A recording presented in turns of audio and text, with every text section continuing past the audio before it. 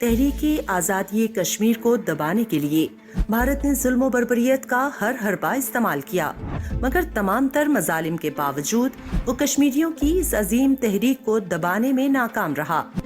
بھارتی مظالم سے لاکھوں کشمیری شہید ہو چکے ہیں، لیکن کشمیر کے یہ پرامن لوگ بدستور اپنی جدوجہد جاری رکھے ہوئے ہیں۔ کشمیری قوم کسی بھی صورت میں بھارت کا جبری تسلط قبول کرنے کے لیے تیار نہیں ہیں۔ بھارتی مظالم انہیں حق خود ارادیت کا مطالبہ کرنے سے دستبردار نہ کر سکے ہیں اور نہ ہی کر سکتے ہیں، کیونکہ کشمیر کی یہ بہادر قوم زندگی کی پرواہ کیے بغیر بھارتی ظالم اور جابر افواج کے خلاف نبرد آزما ہے، اور یہ عزم کیے ہوئے ہے کہ قابض بھارت سے ہر حال میں خطہ کشمیر کو آزاد کروانا ہے۔ کشمیریوں کا کہنا ہے کہ وہ بھارت کے ساتھ کسی بھی صورت نہیں رہ سکتے۔ ہمیں عراق پہلی نہ منظور تھا اور نہ اب منظور ہے، اور آئین ہند ہمیں کبھی منظور نہیں تھا اور نہ ہوگا۔ بھارتی فورسز جنہیں مقبوضہ علاقے میں رائج کالے قوانین کے تحت نہتے کشمیریوں کے قتل عام کی کھلی چھوٹ حاصل ہے، نے کشمیر کو ایک قتل گاہ میں تبدیل کر دیا ہے۔ A new generation which has come under this huge militarization, I mean, they are not normal. People in Kashmir are not really normal there. The way army camps are present everywhere where people are tortured. And the impact of militarization has affected every aspect of life. Armed forces there, they have complete impunity. There's a legislation called the Armed Forces Special Powers Act, wherein that the army personnel, whatever they do, they rape, they disappear, they murder, they torture people there randomly, and then they cannot be prosecuted.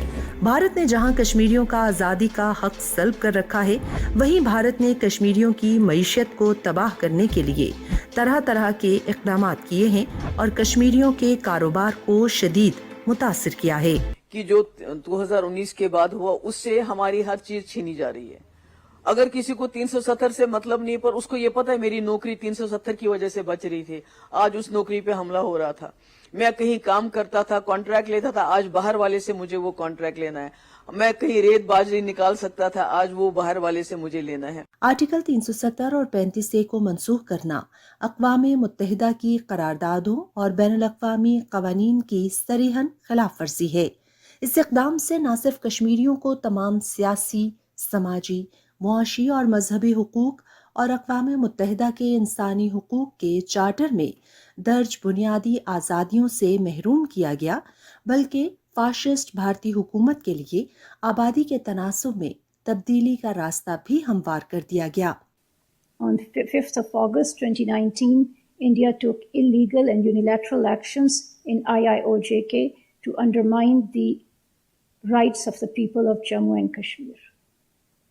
These acts and subsequent steps taken by the Indian occupation forces were driven by a sinister plan to convert Kashmiris, a disempowered minority, in their own land, and to alter the demographic structure of the Indian illegally occupied Jammu and Kashmir in violation of international law and relevant UN Security Council resolutions on the Jammu and Kashmir dispute.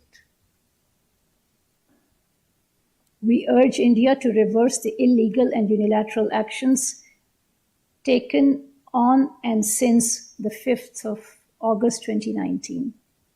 India should take necessary steps to create an environment conducive to peaceful resolution of Jammu and Kashmir dispute in accordance with the relevant UN Security Council resolutions and wishes of the Kashmiri people.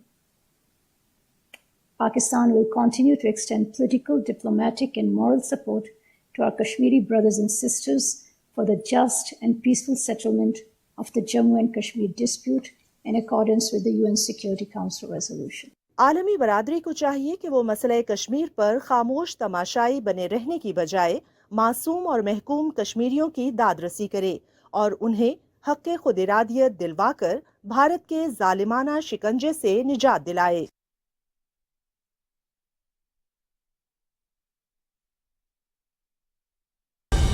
درست ہر وقت بر وقت